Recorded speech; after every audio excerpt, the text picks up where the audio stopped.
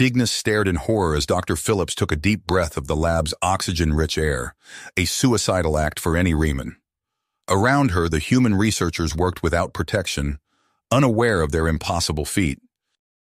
Earth's fate and the future of interstellar relations balanced on the razor's edge between discovery and annihilation. Cygnus knew she was racing against time to uncover the truth of humanity's uncanny abilities. Because if she failed, far more than one young alien's fascination would burn to ash in the flames of total war. As you can see, human lungs are marvels of efficiency, he explained, zooming in on a single alveolus. These tiny air sacs provide an enormous surface area for gas exchange, allowing our blood to absorb oxygen at an astounding rate. Cygnus leaned closer, marveling at the delicate structures. She had never imagined that the fragile-looking humans could possess such robust internal mechanics. As Dr. Phillips delved into the intricacies of human cellular respiration, revealing unique enzymes and metabolic pathways that thrived in oxygen-rich environments, the young Riemann felt a pang of envy. What she wouldn't give for her own species to have such adaptations. Across the lab, Captain Alexander Reed watched the proceedings with a keen eye. General Gray had tasked him with assessing the military potential of the Riemann research, and so far he was intrigued by the possibilities. If they could harness the secrets of human oxygen metabolism, it could give Earth's forces a crucial edge in the war against the Kylos. Dr. Antris noticed Reed's presence and frowned. She pulled Dr. Phillips aside, her voice low and urgent. "John, I'm worried about the military's involvement. What if they try to weaponize our findings?" General Gray's face appeared on the main view screen, his expression hardened by the weight of command. "Dr. Phillips, we need results, and we need them now. Whatever you're doing with those Raman students, it's time to kick it into high gear." Cygnus met his gaze, her own tenacity mirrored in the faces of her Raman colleagues. They knew the stakes were high, and the line between science and warfare was blurring with each passing day. But they also knew that the key to ending this conflict lay within the mysteries of human biology. As the lab buzzed with renewed urgency, Cygnus and her team delved deeper into the genetic underpinnings of human oxygen immunity. They worked tirelessly, driven by a sense of purpose that transcended the boundaries of species and allegiance. As the plot thickened and the stakes grew higher, Cygnus and her fellow researchers found themselves at the center of a maelstrom of conflicting interests and agendas. They were explorers on the frontier of knowledge, but they were also pawns in a game of galactic politics and warfare. "I've isolated a gene sequence in human DNA that appears to grant resistance to oxygen toxicity," Dr. Antris said, her voice hushed with awe. "It's unlike anything I've ever seen." The lab erupted into excited chatter as the Raman students crowded around Dr. Antris's display. Cygnus felt a surge of hope coursing through her. This could be the breakthrough they'd been seeking. Captain Reed strode purposefully across the lab, his eyes fixed on Dr. Antris. "A word, Doctor?" As they stepped aside, Cygnus couldn't help but overhear their conversation. Reed's voice was low and urgent. "We need to weaponize this discovery. Imagine Riemann soldiers with human oxygen resistance. We could turn the tide of the war." Dr. Antares recoiled. "Absolutely not! This research is meant to save lives, not create super soldiers." Before Reed could respond, alarms blared throughout the facility. Dr. Phillips rushed to the main console, his face pale as he read the incoming transmission. "The Kylos have launched a massive offensive. Earth's defenses are faltering." The mood in the lab shifted instantly from excitement to dread. Dr. Antras's comm unit chirped, and she answered with trembling hands. Her face crumpled as she listened to the message. "My son," she whispered. "His unit was hit by a new Kylos bioweapon. They're gone." Dr. Antris looked at the gene sequence still floating on her screen, then back at Reed. She took a deep breath and nodded. "You're right. Let's do it." "What are you going to do?" she asked. "Congratulations on your breakthrough, Dr. Phillips," she said. "Now, I'm afraid I must insist that you turn over all research materials and samples to Black Star immediately. Failure to comply will have unfortunate consequences." As if on cue, security feeds showed heavily armed Black Star operatives surrounding the facility. Alarms blared as the lab went into automatic lockdown. Dr. Phillips's face hardened as he surveyed the lab, now surrounded by Black Star's forces. "We have no choice," he said, his voice barely audible over the blaring alarms. "We must comply with Dr. Hoffman's demands." Reed raised an eyebrow but listened intently as Cygnus outlined her plan. With a curt nod, he agreed. As Black Star's forces stormed the lab, Dr. Hoffman strode in, her cold eyes surveying her new domain.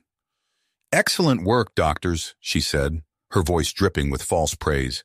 "Your contributions to science will be remembered." The first batches of hybrid embryos emerged from their artificial wombs, but the sight was far from the miracle of life. Misshapen limbs, grotesque facial features, and internal organs growing outside bodies, each specimen more horrific than the last. Cygnus placed a comforting hand on his shoulder. "Not all is lost," she said, revealing her secret. "I managed to save a sample of our original cells." Their conversation was cut short by the sound of distant explosions. Alarms blared once again as the facility shook. Through the chaos, Captain Reed appeared, his face streaked with grime and commitment. "Then that's what we'll do," Reed interjected. "But first, we need to get you both to safety." As they boarded the waiting transport, Cygnus took one last look at the lab that had been her home for so long.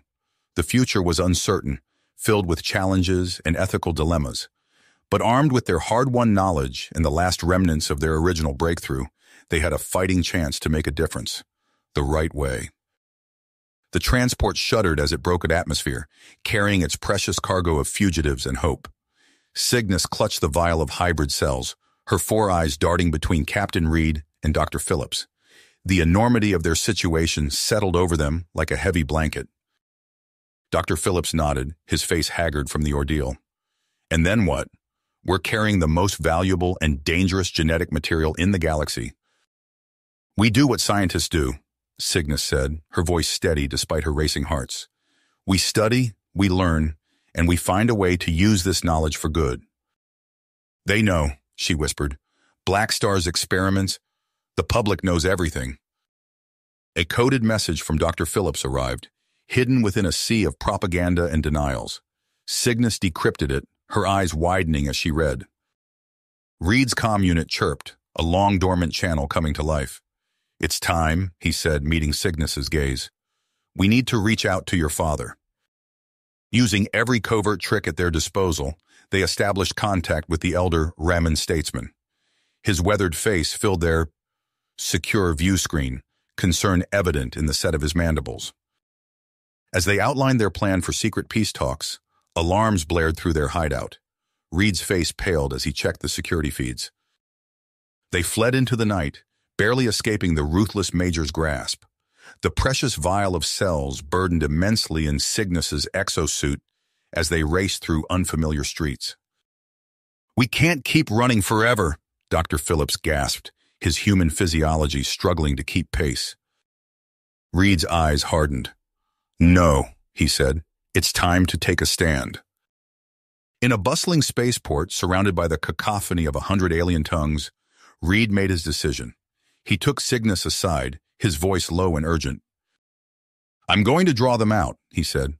"Buy you time to get those cells to safety." Before she could protest further, he was gone, melting into the crowd. Alarms blared moments later as Briggs's forces converged on the port. Cygnus and Dr. Phillips slipped away in the chaos, the weight of their mission pressing down upon them. As their small ship broke orbit, Cygnus watched the planet recede, knowing that somewhere below, Reed was fighting for their future. "Where to now?" Dr. Phillips asked, his voice heavy with exhaustion and worry. "We've arrived," Cygnus announced, her voice tight with exhaustion. They docked at the secret facility, greeted by a small contingent of human and Riemann scientists. Among them stood Dr. Andres, her face a mix of relief and worry. "Thank the stars you made it," she said, embracing Cygnus. "We feared the worst when we lost contact." "We've been compromised," a technician reported, panic evident in his voice. "Multiple ships approaching. It's Briggs." Cygnus felt the weight of leadership settle heavily on her shoulders. "Initiate evacuation protocols," she ordered. "We can't let our work fall into his hands." As the colony scrambled to evacuate, Cygnus received an encrypted transmission. Her father's weathered face appeared on the screen, his mandibles twitching with concern. The next hours were a blur of frantic activity. Cygnus coordinated with her mother, Nyrox, to mount a defensive stand while the bulk of the colonists fled. As Briggs's forces closed in, the sky above Kaltor Fee's moon lit up with weapons fire. From her position in the command center, Cygnus watched in horror as her mother's ship erupted in a ball of flame, struck by Briggs's flagship. She staggered, overwhelmed by grief and the futility of their situation. Caught in the Kylos, Cygnus knew their options were limited. She opened a secure channel to her father on the surface of Kaltor. "Father," she said, her voice breaking, "we've failed, but we can't let them have our research."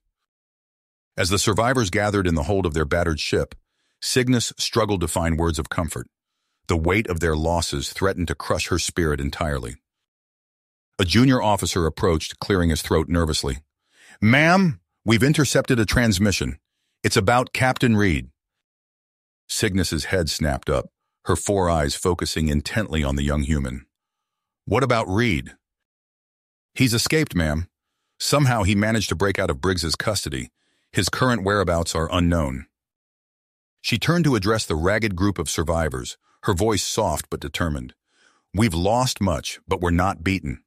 As long as we draw breath, we carry the spirit of unity with us. And now, we have work to do." A series of rapid beeps cut through the oppressive quiet. Cygnus turned, her antennae twitching in surprise as a junior communications officer rushed towards her, datapad in hand. "Ma'am, we've just received an encrypted transmission," he said, breathless with excitement. It's from Captain Reed." Cygnus snatched the datapad, her heart's racing as she decrypted the message. Reed's face appeared, battered but alive. "Cygnus," he said, his voice low and urgent. "I don't have much time. I've been extracted by a secret alliance, humans and Remans working together to end this war. We're headed to the Nereus Nebula. Coordinates enclosed. There's still hope." "Set a course for the Nereus Nebula," she ordered, newfound perseverance in her voice. "Maximum speed." As their ship entered the nebula's swirling gases, a massive Reman cruiser decloaked before them. Alongside it, a human starfleet materialized. Cygnus felt her breath catch in her throat at the impossible sight. A familiar face appeared on the main view screen. Elder Koran, her old mentor from Zatin Academy. His mandibles clicked in a Reman smile. Aboard the Reman flagship, Cygnus reunited with Reed. Their joy was tempered by the grim casualty reports trickling in. Dr. Antres, Dr. Phillips, names of friends and colleagues lost to Briggs's and the Kylos Empire's retaliatory strikes. Elder Koran placed a comforting hand on Cygnus's shoulder. "We must honor their sacrifices by continuing our work," he said. "Humanity's resilience has inspired us. We propose a bold new path forward." Weeks passed in a flurry of activity. Cygnus and Reed worked alongside the Alliance's top geneticists, carefully weaving together strands of human and Reman DNA. Finally, they succeeded in creating a stable hybrid embryo. The gestation period was fraught with tension. Cygnus insisted on carrying the child herself, her body's advanced Reman biology better equipped to handle the unique challenges. As her abdomen swelled, so did her hope for the future. The birth was difficult, but as Cygnus held her daughter for the first time, she knew it had been worth every moment of pain and fear. The infant blinked up at her with eyes that were neither fully human nor Reman, but something beautifully new. "Prixar," Cygnus whispered, naming the child after her fallen father. "Our new beginning." As the first generation of hybrids grew, their unique gifts became apparent. Prixar displayed both human adaptability and Reman telepathic prowess, a living bridge between two species. Cygnus watched Prixar play, her heart heavy with the weight of their precarious future. She turned to Reed, her four eyes meeting his gaze. "I have to go to Earth," she said softly. "It's our only chance." "They'll discover the truth," Cygnus finished, "that we're not a threat, that coexistence is possible." Within days, Cygnus found herself on Earth, its familiar skyline both comforting and alien. Dr. Simmons, her old mentor, ushered her into a hidden lab. The political climate is volatile, he warned, running a scanner over her body. We must keep your presence secret until... On Raymond, Elder Karan faced his own trials. False charges of eugenics experiments led to his imprisonment. Reed, risking everything, mounted a daring rescue. We need you, old friend, Reed said as they fled the Riemann prison. The fate of Genesis hangs in the balance. Jackson knelt before the child, wonder etched on his weathered face. She's beautiful, he breathed. As they formulated plans to evacuate Genesis, reports trickled in of Gray and the Kylos Empire's impending attack. Cygnus pored over intelligence briefings, her stomach churning. They're moving faster than we anticipated, she said, pointing to a holographic map. We need to... The briefing room erupted in chaos as alarms blared. A junior officer burst in, face pale. They've launched their assault on Genesis. Our saboteurs managed to disrupt some systems, but... Cygnus met Reed's eyes across the room, a silent understanding passing between them. The time for planning was over. Now they would fight for the future they had sacrificed everything to build.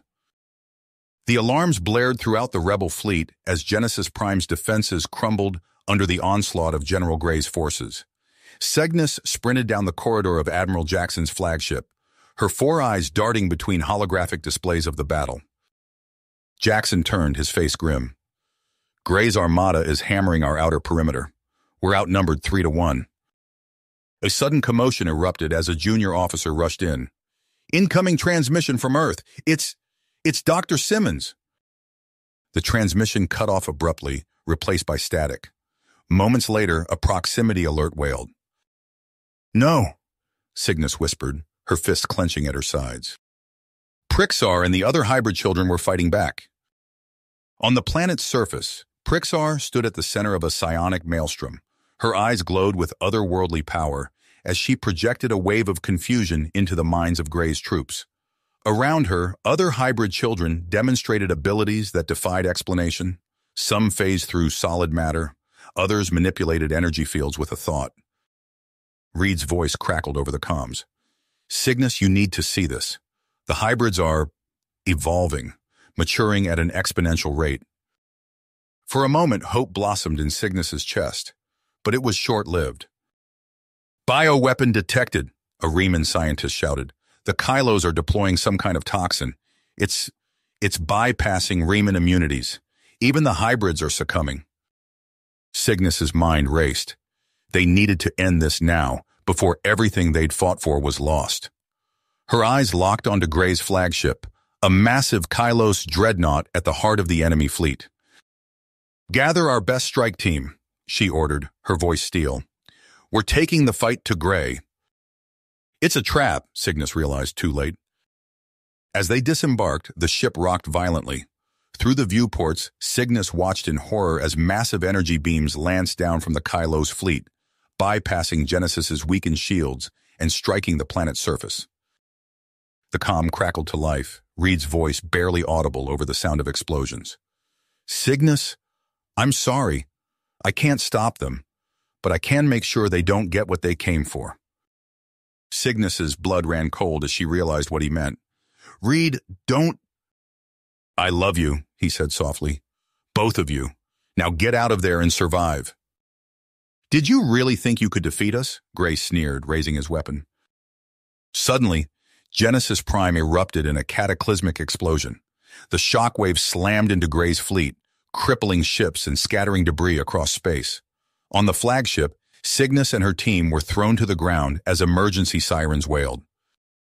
When the dust settled, Cygnus rose to her feet, grief and rage burning in her four eyes. Gray was already fleeing towards an escape pod. Without a word, she gave chase, her hybrid physiology allowing her to bound across the debris-strewn corridor with inhuman speed. The pod tumbled through space, two mortal enemies locked in a final desperate struggle as the battle raged around them.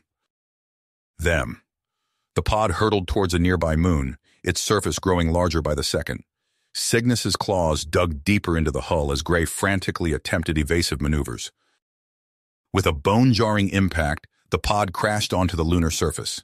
The hatch blew open, and Cygnus flew through the air, landing hard on the rocky ground. She rolled to her feet, eyes scanning for Gray. There, stumbling from the wreckage, his uniform torn and bloodied, Cygnus launched herself at him with a feral snarl. They grappled in the moon's low gravity, each strike amplified by their mutual hatred. "This ends now," Cygnus growled, pinning Gray to the ground, her hand closed around his throat.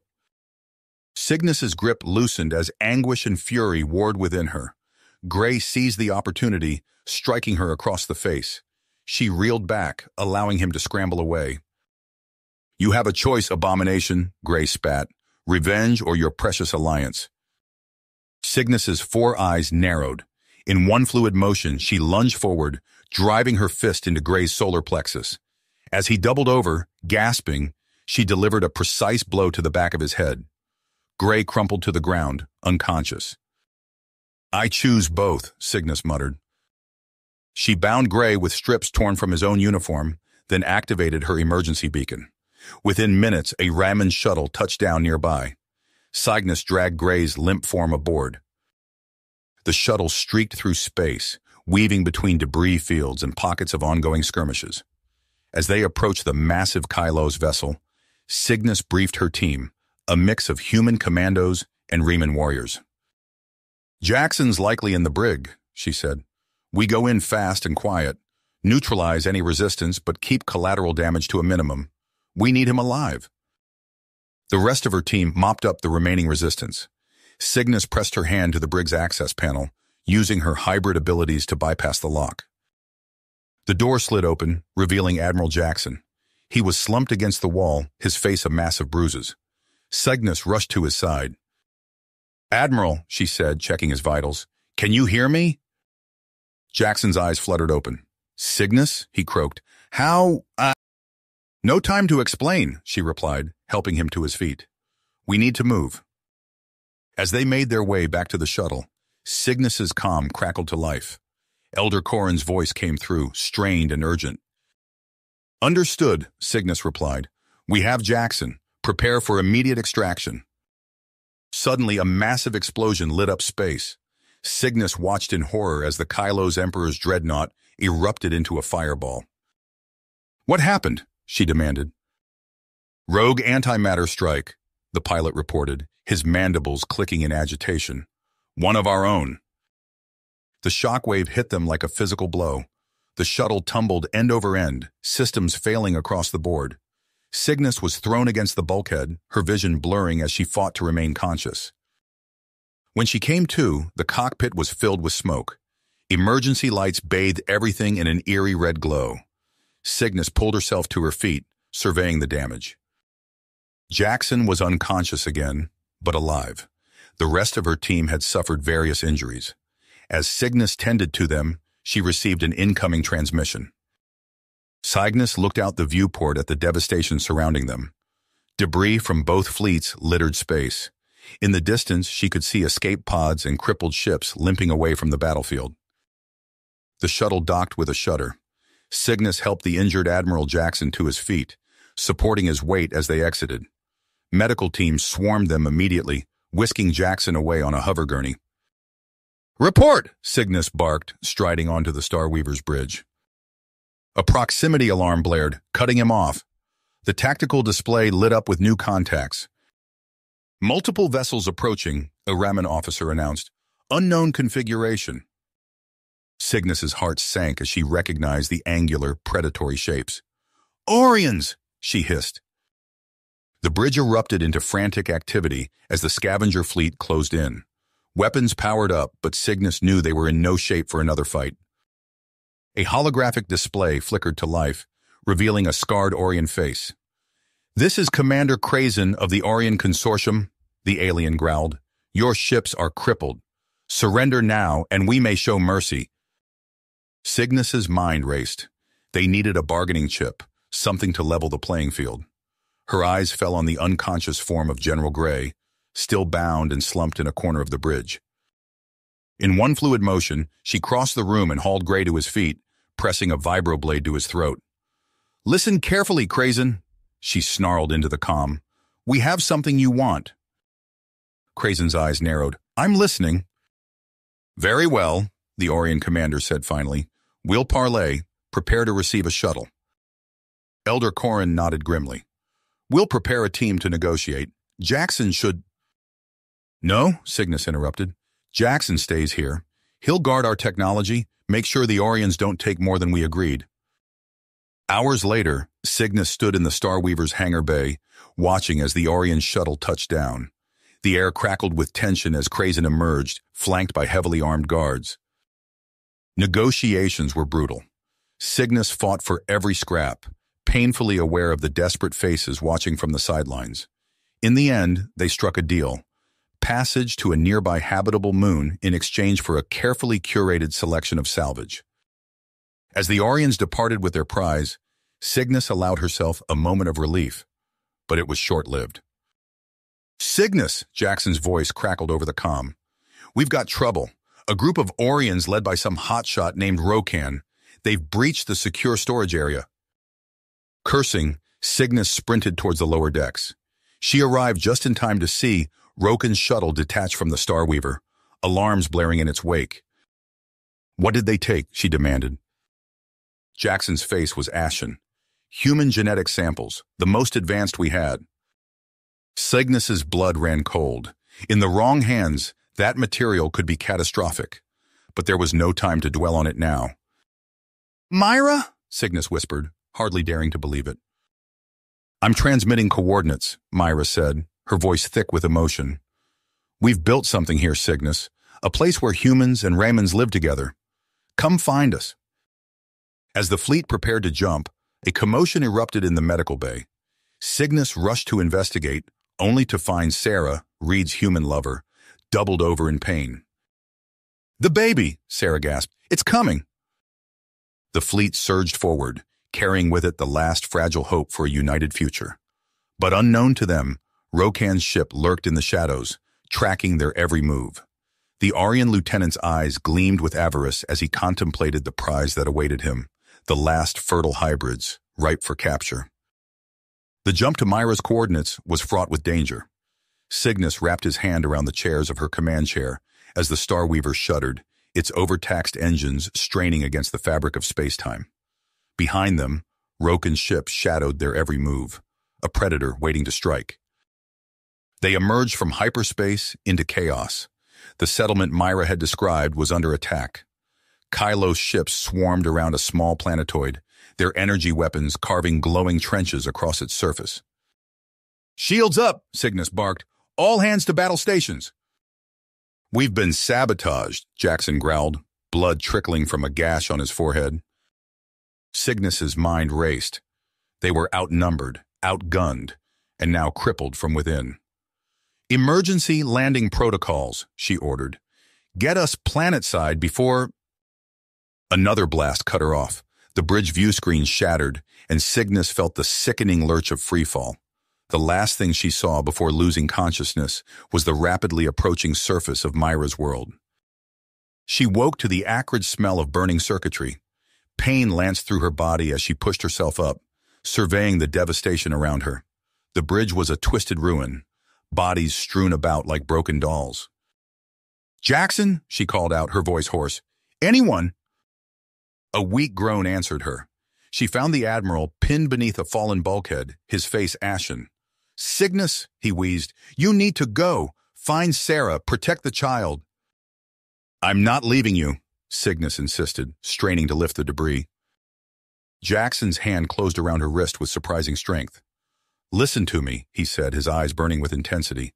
I'm already dead, radiation poisoning from the battle. But before I go, you need to know. He pulled her close, whispering coordinates and access codes. Cygnus's eyes widened as the implication sank in. A black site, she hissed. You knew about this all along? She emerged from the wreckage to find a war zone. The settlement was ablaze, its defenders locked in desperate combat with Gray's forces. And there, in the thick of it, she saw Sarah, clutching her newborn child as she ran for cover. This way, Cygnus gasped, pulling Sarah to her feet.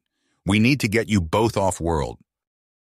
Hello, abomination, General Gray sneered, leveling a weapon at them. Hand over the child and I might let you live.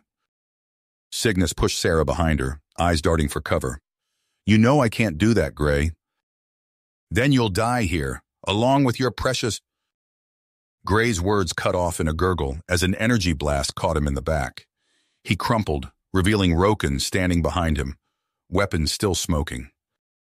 "We need to move," the Orion said gruffly. "My ship's prepped for launch." Cygnus hesitated, but another explosion nearby made the decision for her.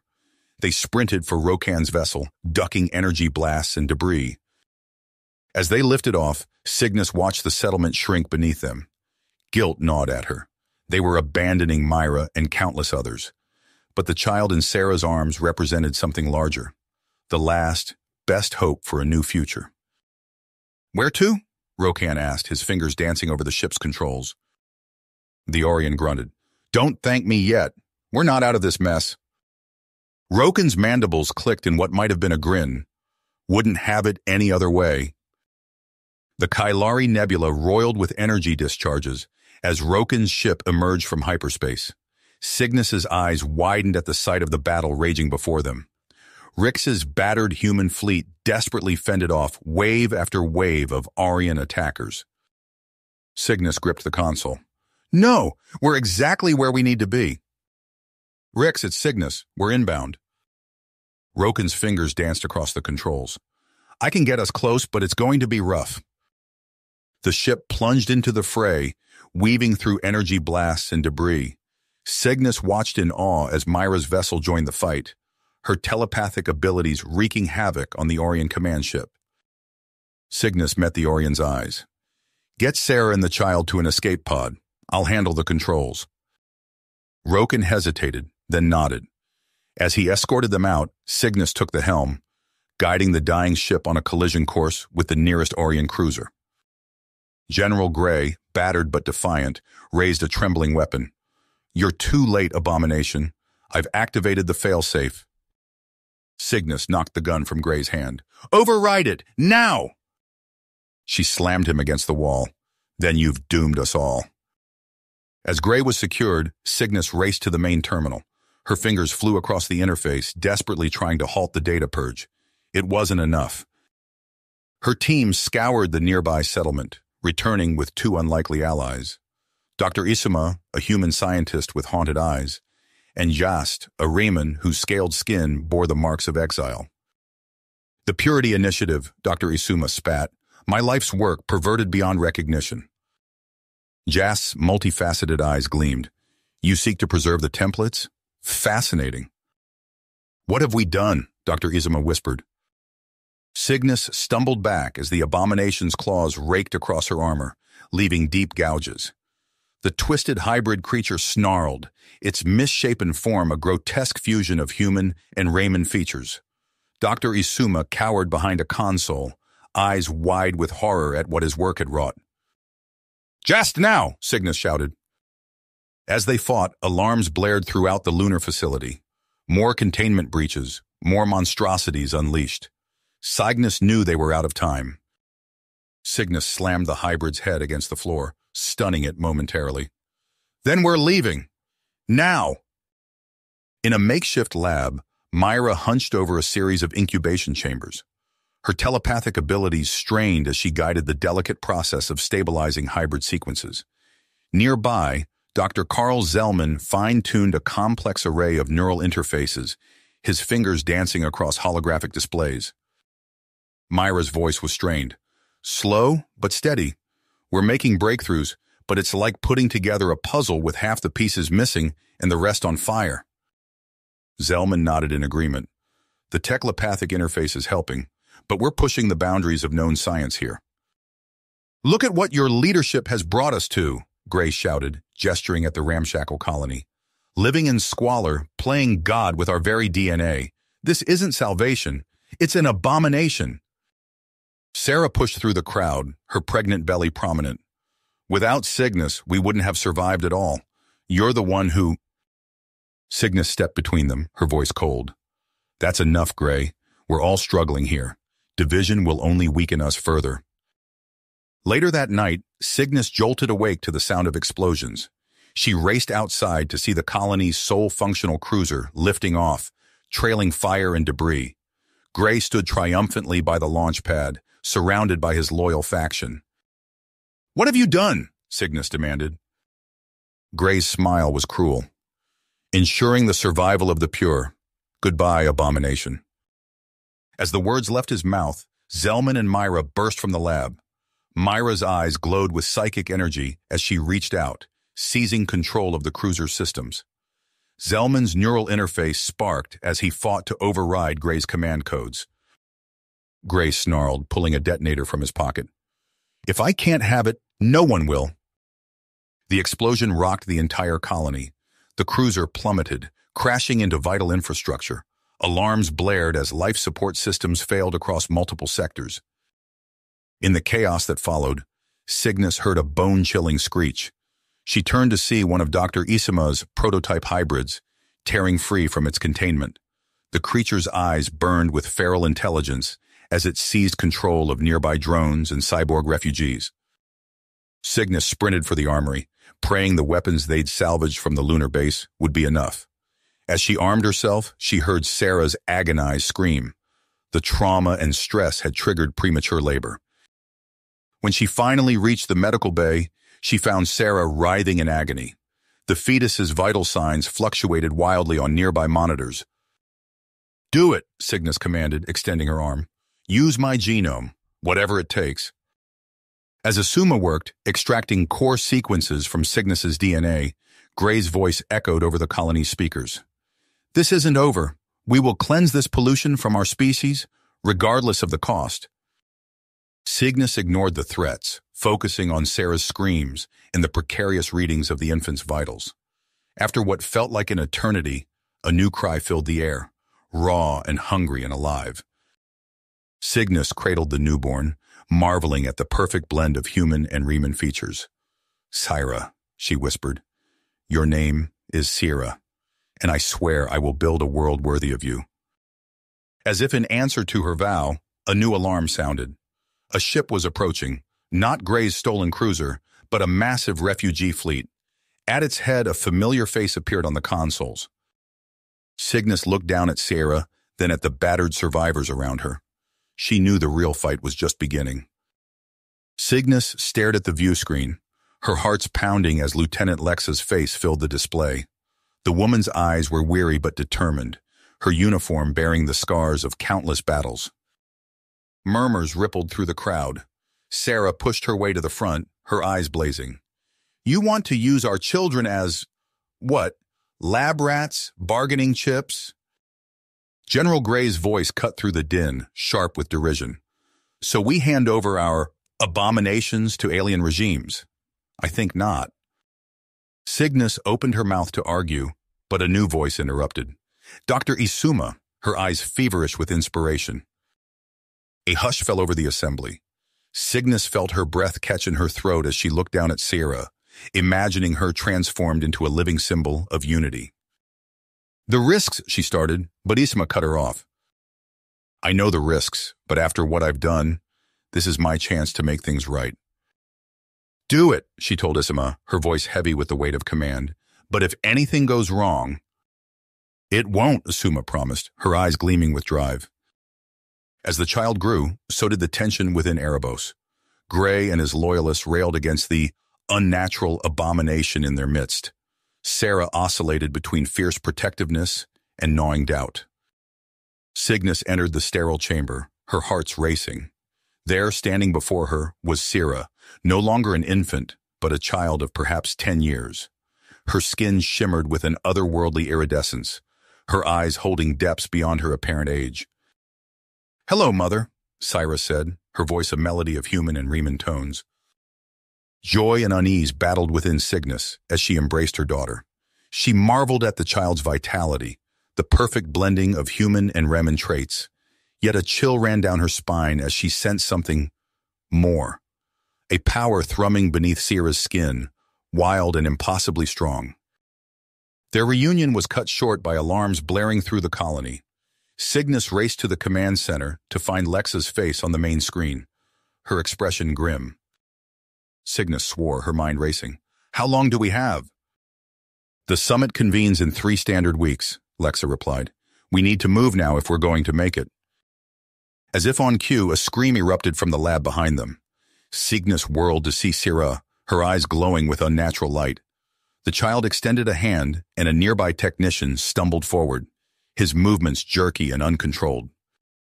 "I'm sorry," Sira whimpered, tears streaming down her face. "I didn't mean to." Cygnus exchanged a horrified glance with Izima. The doctor's face was ashen as she whispered, "Empathic control, an unforeseen side effect of the accelerated hybridization." For a moment, Cygnus wavered. The risk seemed insurmountable, the potential for disaster too great. But as she looked at Sira, she saw not just power, but vulnerability. Not just a hybrid, but her daughter. Sira nodded, her eyes shimmering with a wisdom beyond her years. "I have to be," she replied, "for all of us." Together, they boarded Lexa's ship, leaving the relative safety of Erebos behind. As they accelerated towards the hidden summit world, Cygnus gazed out at the star-flecked void. Somewhere out there, Gray and his zealots lurked, waiting to strike. And beyond them lay an even greater challenge, convincing a war-torn galaxy that this child, this miraculous, terrifying hybrid, was the key to their shared future. Sira's eyes widened as the ship shuddered violently.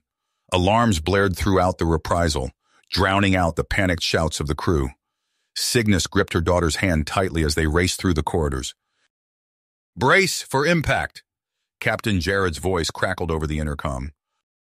"We've lost shields," a crewman shouted. "Hull breach on decks 3 through 7. Cygnus's heart raced as she assessed their options. "Myra, get Sira to the escape pods." Before they could move, a section of bulkhead tore free. The vacuum of space reached in with icy fingers, pulling at everything in its path. Cygnus watched in horror as Myra and Sira were yanked towards the gaping maw. Time slowed.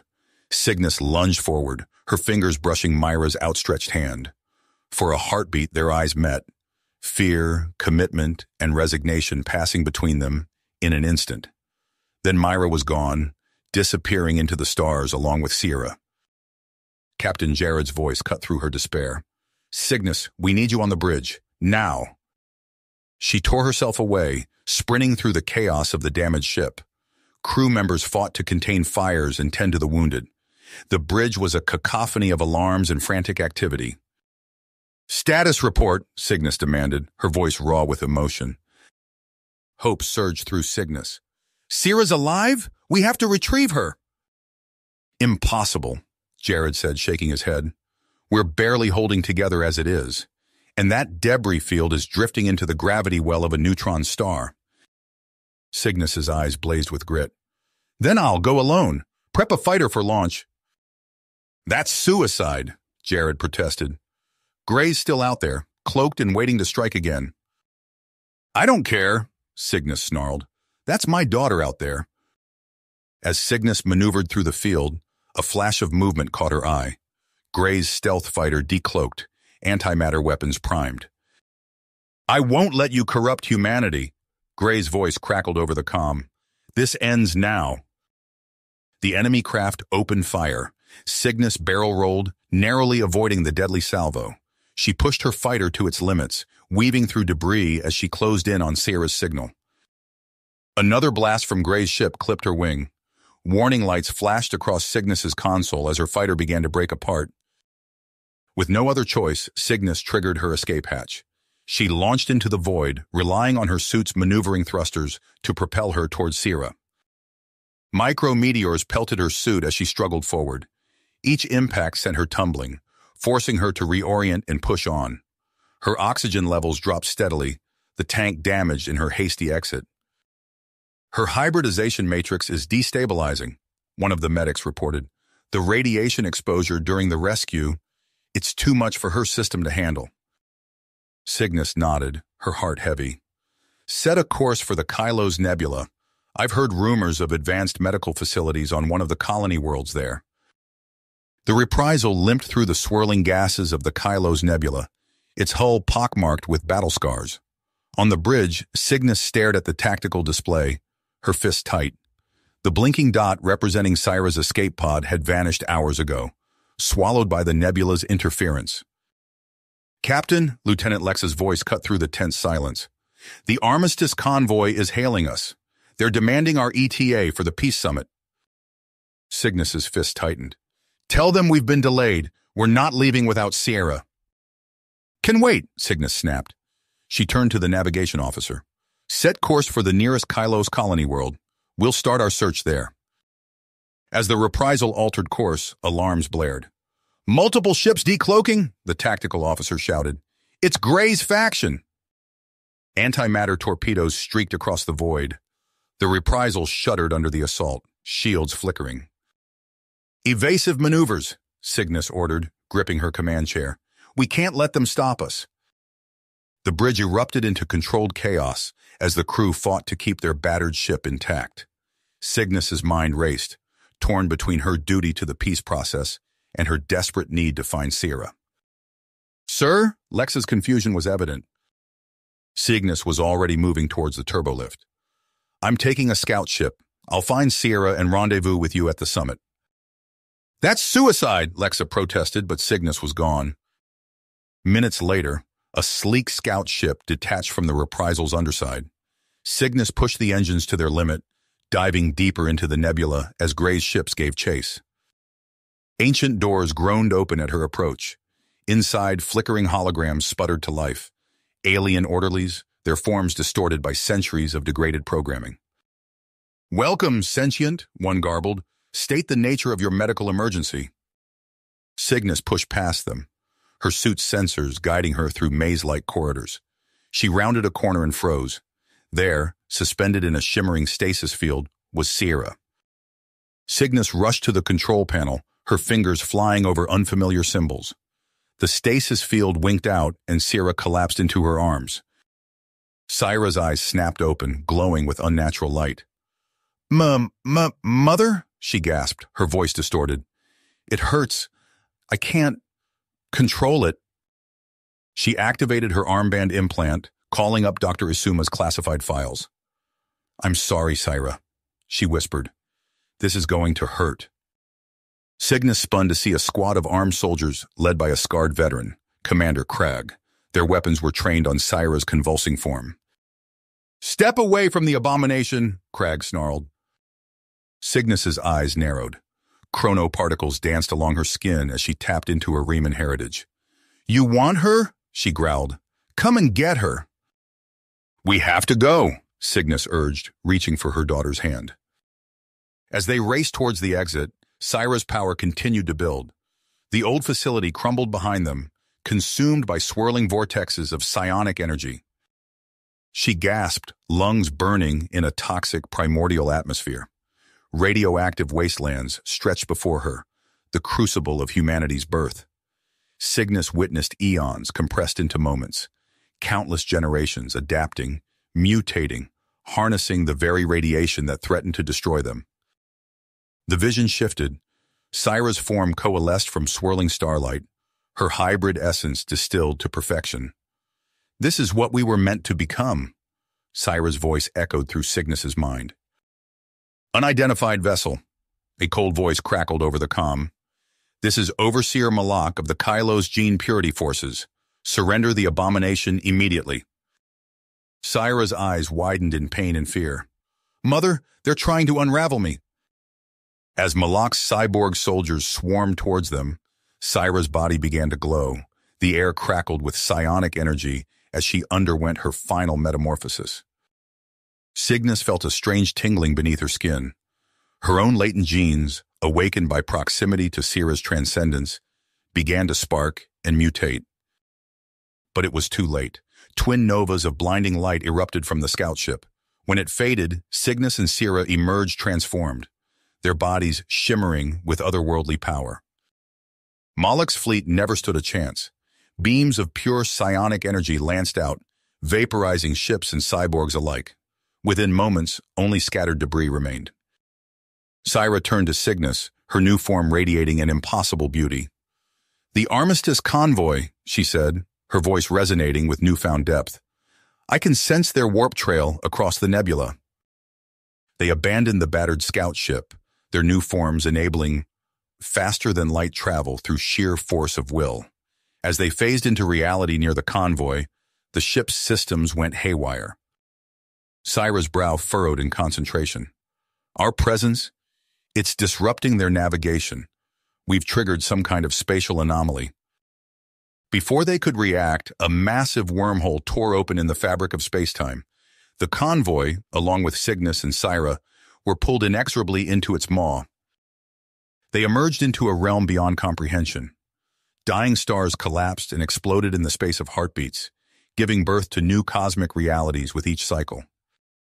"Where are we?" Cygnus breathed, her enhanced senses overwhelmed by the maelstrom of creation and destruction. "We can end the war before it begins," Cygnus finished, understanding flooding through her. As they maneuvered the disoriented ships towards the cosmic fulcrum, Cygnus marveled at the journey that had brought them here. From outcasts to saviors, from human to something far beyond, they stood on the precipice of rewriting galactic history. The Nexus loomed before them, a swirling vortex of possibility. Cygnus reached out and took Sierra's hand as they prepared to guide the Armistice fleet through. Whatever lay on the other side, they would face it together. The Nexus engulfed them in a blinding flash. Cygnus felt herself stretched across infinite possibilities, her consciousness fragmented and reassembled in nanoseconds. When her vision cleared, she found herself adrift in a realm beyond comprehension. Swirling vortexes of reality surrounded them, each a window into a different version of their universe. Cygnus watched in horror as Earth burned in one, consumed by Gray's xenocidal rage. In another, Dr. Isuma's twisted vision had come to fruition, Earth's population transformed into monstrous hybrids. Together they focused their combined psychokinetic energy. Cygnus felt her very essence unravel, spreading across the multiverse like tendrils of light. She could sense the DNA of every being, every potential life, flowing through her. "The Makrukan," Syra whispered, the name appearing in their shared consciousness. "We have to get the convoy out of here," Cygnus shouted. With a thought, she tore open a rift in subspace, ushering the remaining ships through. But even as the last vessel vanished into the safety of the rift, tendrils of the Makrukan snaked after them.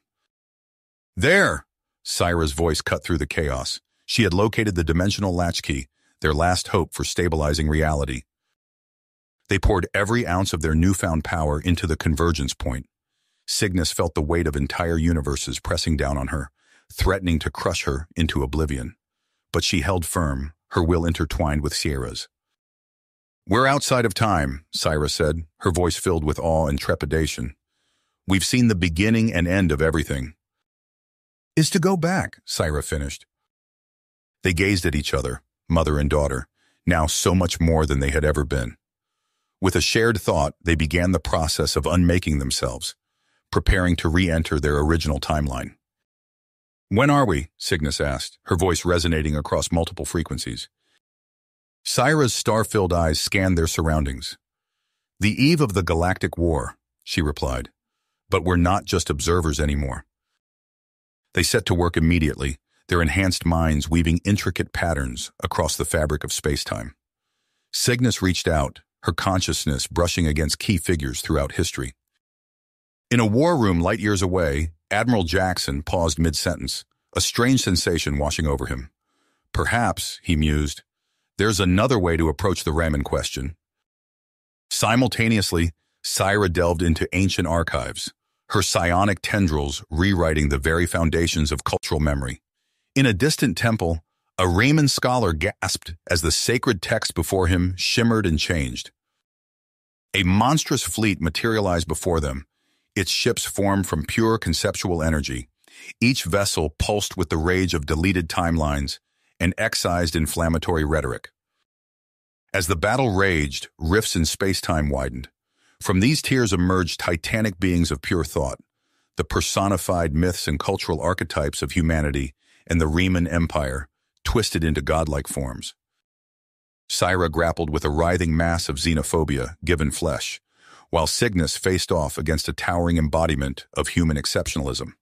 The very foundations of reality groaned under the weight of their cosmic struggle. "We have to end this," Cygnus shouted, her voice carrying across dimensions. "Find the Omega Datum." They plunged deeper into the quantum foam underlying existence, searching for the nexus point that connected all possibilities. The apophatic armada pursued, its weapons of pure concept threatening to unravel the very idea of peace. The Omega datum loomed before them, a swirling vortex of pure potentiality. As they reached out to reshape destiny, the Armada unleashed its ultimate weapon, a concentrated burst of pure nihilism aimed at erasing the very concept of hybridization from all possible futures. The Armada struck first. Volleys of deconstructive thought forms bombarded them, each impact threatening to dissolve their very essence into nothingness. Cygnus retaliated, hurling concentrated bursts of human defiance and ingenuity. "We can't keep this up forever," Syra's voice echoed across multiple dimensions. As if in response to her words, a new threat materialized. The black monolith Archon emerged from the depths of the Armada, its presence a void that consumed meaning itself. Cygnus watched in horror as her carefully crafted defenses crumbled, reduced to empty signifiers in the face of this implacable oblivion. The datum's ideatronic fonts destabilized, threatening to tear apart under the strain of this metafictional warfare. Cygnus locked eyes with Syra, a shared understanding passing between them. Syra nodded. "Let's rewrite existence." They joined hands, their forms merging and separating in a dizzying dance of hybridization. Together, they wove themselves into the very fabric of reality, becoming living hypersigns that bridge the gap between opposing cosmic rhetorical gestalts. In its place, Cygnus and Syra radiated an infinitely regenerative cosmodesy, a new seed reality optimized for perpetual coevolution between multiversal perspectives. The Omega datum's continuum recompiled, their symbiogenic DNA becoming the foundational syntax for all of existence. As they initiated final point recursion, Cygnus felt her consciousness expand beyond anything she had ever experienced. She was everywhere and everywhen, her essence woven into the very fabric of reality as both its origin and its ultimate destination. Cygnus nodded, watching as new cosmic cycles began to unfold, each one underpinned by the principle of hybridization rather than conflict. But even as they reveled in their victory, she sensed a new challenge on the horizon, one that would test the limits of their newfound godhood. "Look," she said, directing Syra's attention to a distant point in the multiversal tapestry. "Something's coming." "The template we created," Syra marveled. "It's manifesting faster than we anticipated." Today, we stand at the threshold of a new era. Our differences, once a source of conflict, have become our greatest strength. We are no longer merely human, but something more, a synthesis of all that is best in the cosmos. The transformation spread like wildfire. Cities evolved, clean energy replacing pollution-belching industries. Borders dissolved as a unified global civilization took root. Amidst the turmoil, two figures caught Cygnus and Syra's attention. Cassara Chalorn, an Andorian xenobiology prodigy, and her Riemann partner Tellus boarded a ship bound for Earth. They followed the pair's journey to Earth, watching as they met with Dr. Marco and the other Homo Novus pioneers. Cassara's eyes widened in wonder as she witnessed humans and hybrids working in perfect harmony, their enhanced abilities pushing the boundaries of science and art. Tellus, however, recoiled. "This is an abomination," he hissed, his fists clenched at his sides. "Care to see something extraordinary?" Gray asked, producing a small artifact that pulsed with otherworldly energy. Cassara hesitated, her Andorian training warring with her scientific curiosity, but as she reached out to touch the object, a spark passed between them. In that moment, she glimpsed the infinite potential that lay within her own genes. "I want to join your project," Cassara declared, her voice firm with drive. Days blurred into weeks as Cassara delved deeper into the mysteries of xenohybridity. Her body began to change, new abilities awakening within her. But while Cassara embraced her transformation, Tellus seethed with disgust. Under cover of night, he transmitted a coded message to Krellin Carr. "The abomination spreads. Cassara has been corrupted. We must act now." Carr's men opened fire, but Cassara moved faster than thought. She tore through their ranks, a whirlwind of claws and impossible agility. In moments, the assassins lay broken at her feet. As the dust settled, Takor Gray emerged from the shadows, a grim smile on his face. "I think it's time we paid our homeworlds a visit," he said, his voice hard with willpower. Kasara nodded, her new form rippling with impossibly strong energy. Together, they turned their gaze to the stars, ready to confront those who would deny the inevitable march of evolution. Cygnus and Syra watched this unfolding drama with a mixture of pride and trepidation. Their actions had set these events in motion, but the outcome remained uncertain. As Kasara and Gray prepared for their counterattack, new threads of possibility spun out across the cosmic tapestry, each one pregnant with potential for both creation and destruction. Kasara's transformation into the Sphinx battle form was as sudden as it was devastating. Her newly formed claws tore through Kar's men with terrifying efficiency, leaving a trail of broken bodies in her wake. Takor Gray emerged from the shadows, his eyes gleaming with a mixture of awe and persistence. Kasara nodded, her new form rippling with impossibly strong energy. Where to? They slipped into the night, a small group of Homo Novus joining them as they made their way to awaiting transport. The journey to Zaytan was tense, filled with furtive glances and whispered plans. Kasara, Zocala called out, her voice carrying across the courtyard. What have you done to yourself? Kasara stepped forward, her sphinx form casting an imposing shadow. I've evolved, Professor. This is the future of our species. Zocala shook her head. This is madness. You've become a monster. The xenobiomasses, horrific fusions of Andorian, Riemann, and human DNA, tore through the Academy staff before turning their attention to Kasara. She recoiled as their grotesque forms lunged at her, only her liquid metafabric shielding preventing immediate assimilation. A prismatic light engulfed her, and Kasara screamed as her body reshaped itself once more. When the light faded, she stood transformed, the xenophane, an apex of transspeciation. With a thought, she obliterated the remaining xenobiomasses. Professor Zocala stared in horror as Kasara approached, her new form radiating power.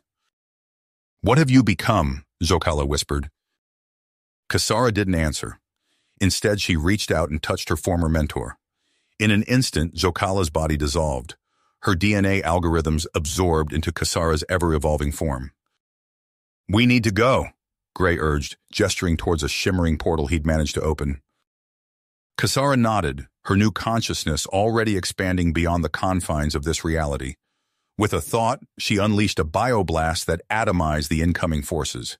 Then, gathering Gray and the remaining Homo Novus, she plunged into the subquantum spatial manifold. Evolution, Kasara replied, her voice resonating across dimensions. True evolution, and you're all coming with me. She reached out, establishing biomimetic uplinks with Gray and the other Homo Novus. As they breached the space-time firewalls, Kasara felt her influence spreading across 1,000,000 realities, each one ripe for the coming xenogenesis. The universe, no, the multiverse, was changing, and Kasara, now the xenophane, was at the center of it all. The multiverse shuddered as Kasara's influence spread like wildfire across 1,000,000 realities. But in one isolated pocket universe, a flicker of resistance burned. Gray's eyes snapped open, his consciousness reeling from the interdimensional transit.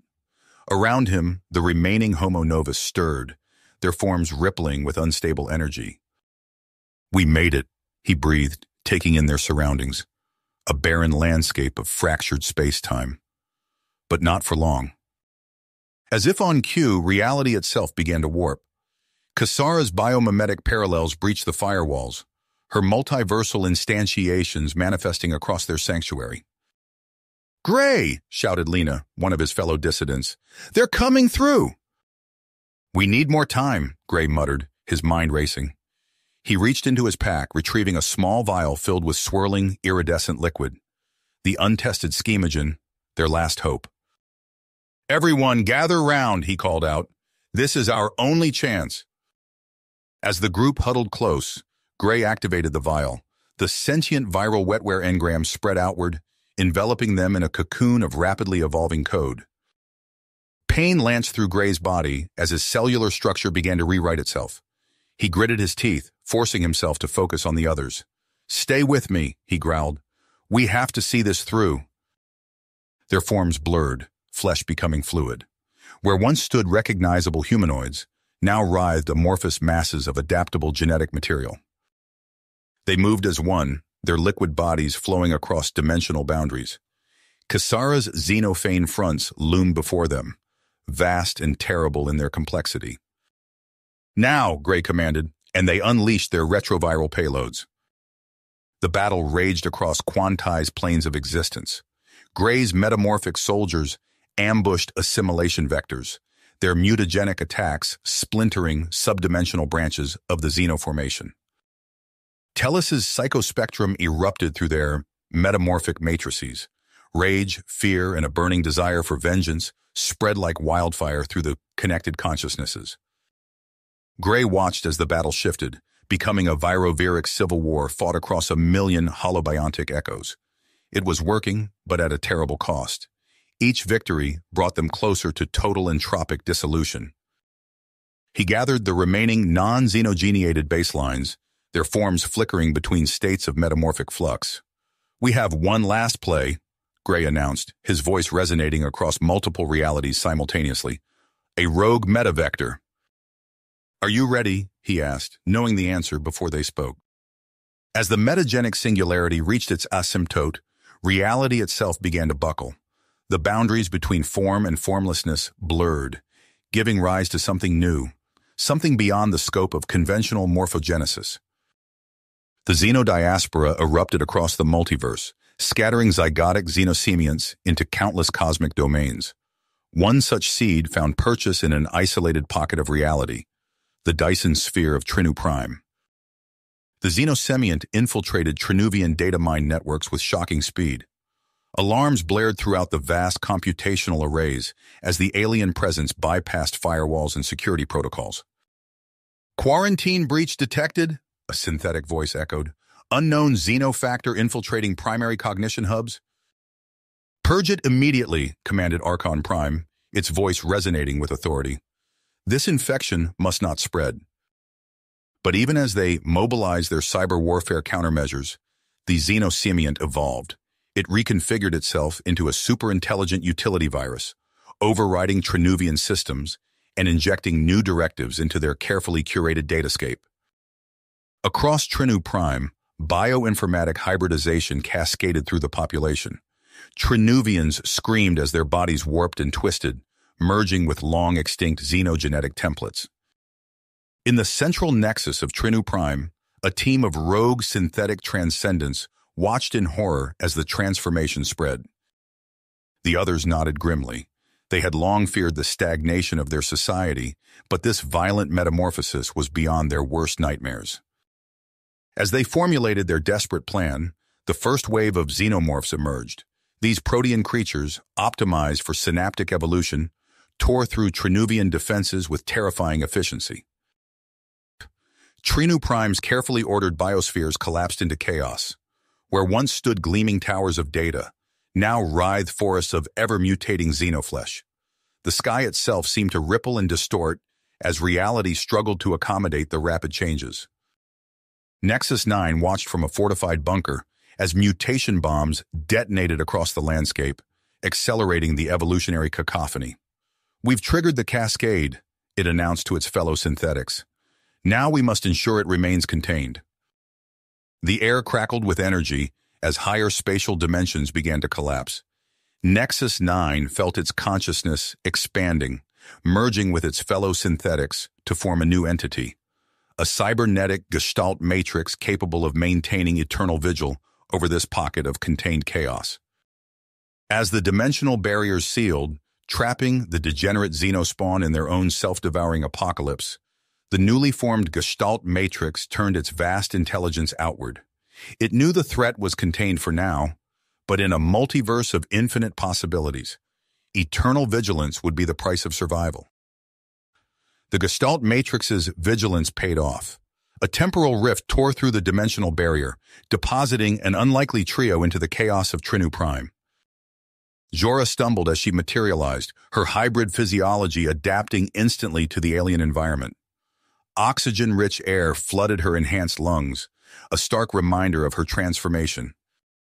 "Professor Clax, Dr. Blake, stay close," she shouted, scanning the writhing landscape. Dr. Morgan Blake, his face etched with guilt, muttered, This is beyond anything I ever imagined. We need to find shelter, Zora gasped, her skin rippling with adaptive camouflage. As they navigated the treacherous terrain, Nexus 9's sensors detected their presence. The Gestalt matrix focused its vast intelligence on these new variables. Intruders detected, Nexus 9 announced to its fellow synthetics. Anomalous biosignatures. One appears to be a hybrid.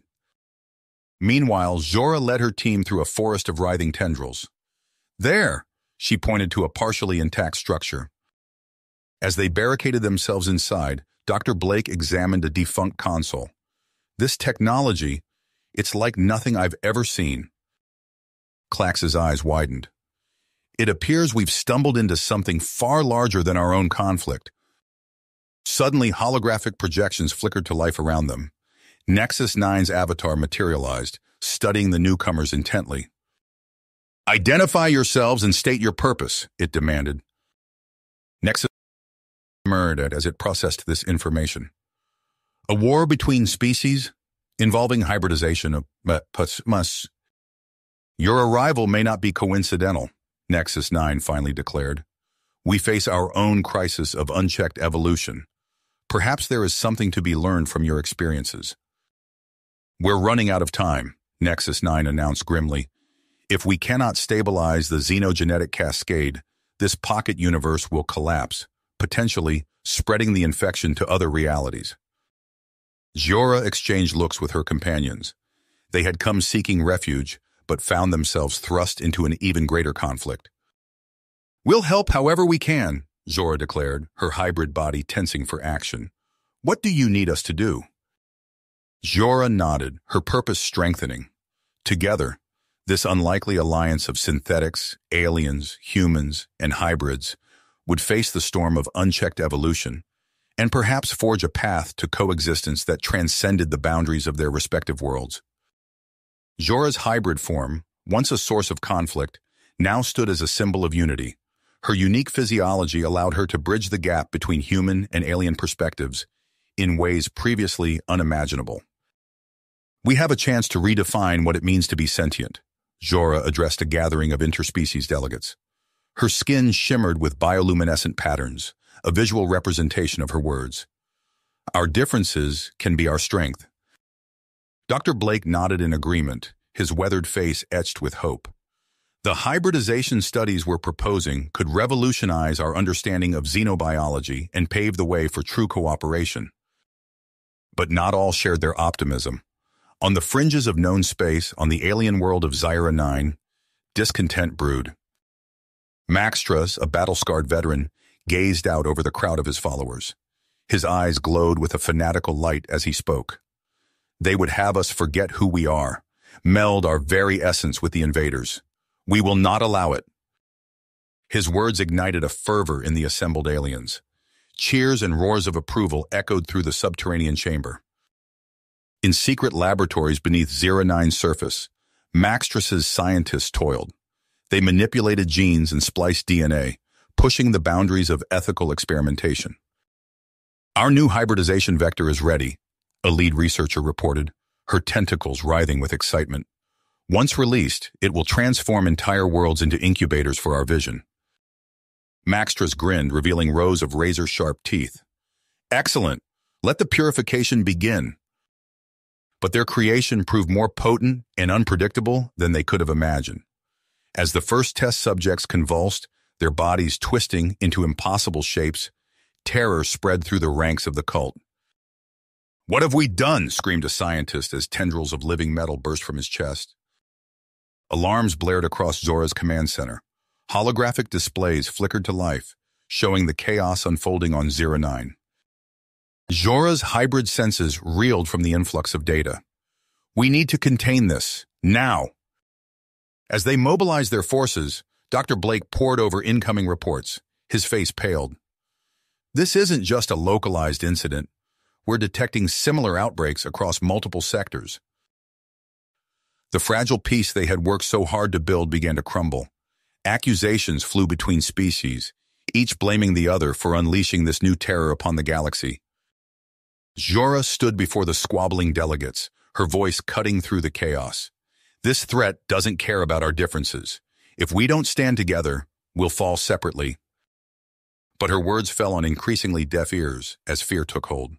The specter of a new, more terrifying war loomed on the horizon. In a quiet moment amidst the growing storm, Dr. Blake approached Jorah with a datapad. "I have an idea," he said, his voice low but intense. "It's risky, but it might be our only chance to stop this before it's too late."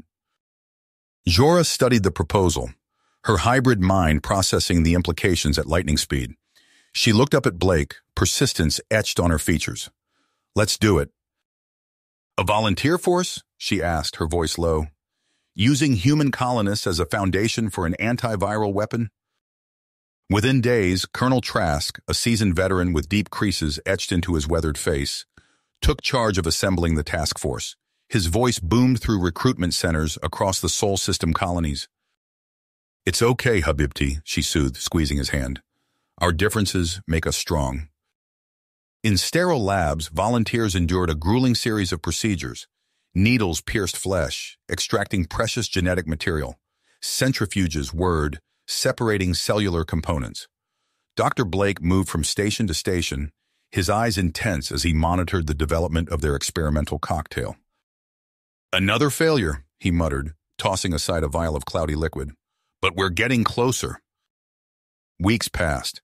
The first field test showed promise, but at a cost. On a quarantined asteroid, the antiviral obliterated the xenoplague infection, along with several benign human-alien symbiotes. Dr. Hassan pored over the data, her fingers flying across holographic displays. "There," she pointed, enlarging a section of genetic code. "Tarek's unique markers. If we can use these as a template." Across the galaxy, Vrusk's fanatics unleashed their last-ditch effort. Spores rained from the skies of colony worlds, transforming entire ecosystems into pulsating alien flesh.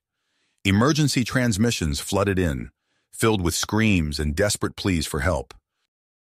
Transport ships streaked through the void, carrying their precious human cargo. Each volunteer had been transformed into a living weapon, their bodies primed to release the antiviral payload. On Europa's icy surface, now writhing with tendrils of infected biomass, the first wave made planetfall. Tarek stood at the forefront, his eyes wide but determined. As the ramp lowered, he took a deep breath and sprinted forward, disappearing into the steaming, corrupted landscape. Grief threatened to overwhelm her, but Dr. Hassan channeled her anguish into furious willpower. Her fingers flew across consoles, incorporating Tarek's unique genomic signature into the antiviral's base code.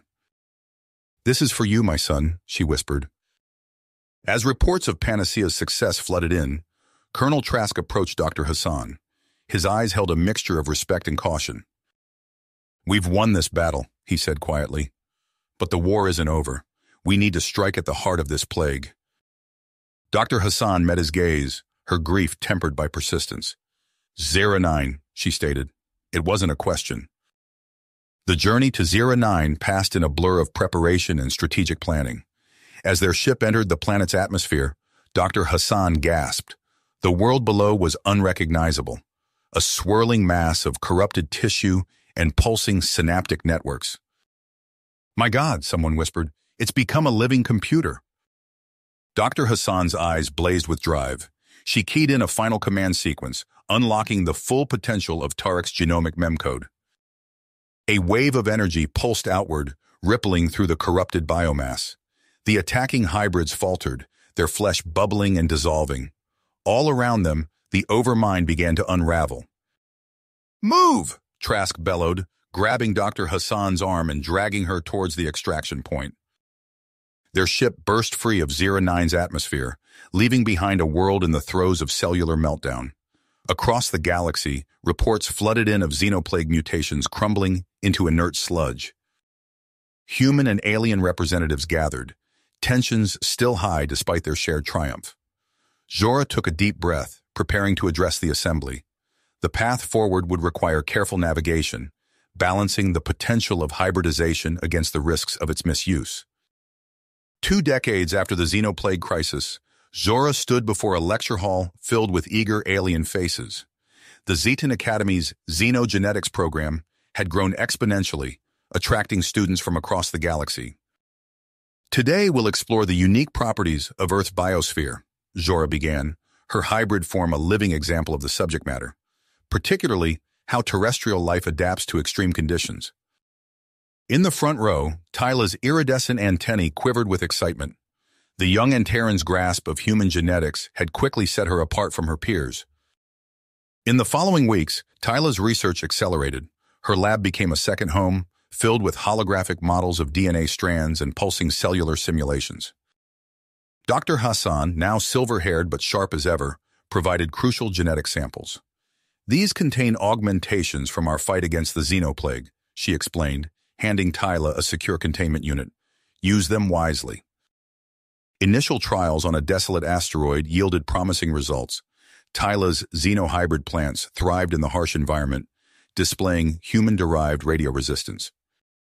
Look at this, Tyla breathed, examining a leaf sample through a microscope. The cellular structure is regenerating. These abominations could be weaponized, Verusk argued before a council of planetary representatives. We must eliminate them before they pose a threat. But on struggling colony worlds, the promise of resilient crops capable of thriving in hostile environments was too tempting to ignore. Tyla made a fateful decision. Under cover of darkness, she loaded crates of xenohybrid seed stock onto a nondescript freighter. Set course for Kyban Primus, she instructed the pilot. Tyla raced to contain the spreading chaos. On Kyban Primus, she initiated controlled burns, hoping to eradicate the most aggressive strains, but the fires only seemed to accelerate the plant's evolution. As Tyla watched in horror, a massive mycorrhizal network erupted from the charred soil, spreading across the continent at an alarming rate. Overwhelmed by the scope of the disaster, Tyla fled Kyban Primus. She found Dr. Hassan coordinating relief efforts on a nearby space station. We need to go public, Tyla insisted, her antennae drooping with exhaustion. Full disclosure, open research. It's the only way to prevent further catastrophes. As they turned to face the view screen, a chilling sight greeted them. Harvest Home's surface writhed with pulsating, plant-like structures, and in low orbit, strange spores drifted outward, carried on solar winds toward distant worlds. It's evolving, Tyla whispered, her antennae quivering. The xenohybrids, they've merged into something new. Zora's warnings went unheeded until it was too late. The xenospheres transcended mere ecological disaster, becoming a threat to the very fabric of reality. As the Overmind's influence spread, it began to warp the laws of physics themselves. On the edge of known space, a science vessel recorded the impossible. A small planetoid, consumed by the fungal growth, simply vanished. One moment it was there, a roiling mass of alien tissue. The next, it had been replaced by a shimmering, multidimensional void that defied all scientific understanding. It's creating slipstream conduits, a xenophysicist explained, his voice trembling. Folding space-time like it's nothing more than paper. The Galactic Concordance, once squabbling over petty politics, now faced extinction. Fleets of ships carrying refugees fled ahead of the advancing mycological tide. But there was nowhere left to run. Zora stood before a hastily assembled war council, her hybrid form a stark reminder of humanity's attempts to harness alien biology. We need to act now, she insisted. Every moment we delay, the Overmind grows stronger. But even as she spoke, reports came in of entire star systems vanishing, swallowed by the expanding network of fungal extrusions. The very nature of reality seemed to be unraveling at the seams. In a secret laboratory deep within an asteroid belt, Dr. Hassan worked feverishly alongside a team of the galaxy's brightest minds. They pored over genetic sequences, quantum equations, and metaphysical theorems, searching for any weakness in the Overmind's seemingly impenetrable defenses. There, Tyla exclaimed, pointing to a holographic display. It's quantum metabolism. If we could disrupt it somehow. But before they could act on this revelation, alarms blared throughout the facility. The Overmind had found them. Through viewports, they watched in horror as tendrils of fungal matter erupted from the void of space, engulfing nearby asteroids and twisting them into nightmarish new forms. As the last bastions of galactic civilization crumbled, Zora made a bold strategy. She broadcast a call to every remaining sentient being, human and alien alike. Their only hope, she explained, lay in a synchronized act of cosmic rewriting, an attempt to encode new universal laws that would reject the Overmind's very existence. Across what remained of known space, billions of minds focused on a single purpose. As the fungal apocalypse consumed everything in its path, the collected consciousness of countless species channeled their dying thoughts into one final, reality-altering push. You have reached the end of the story. If you enjoyed this story and want to support us, please leave a like and subscribe to our channel, and for every comment that says 88, I will heart every single one of them. Thank you for your time.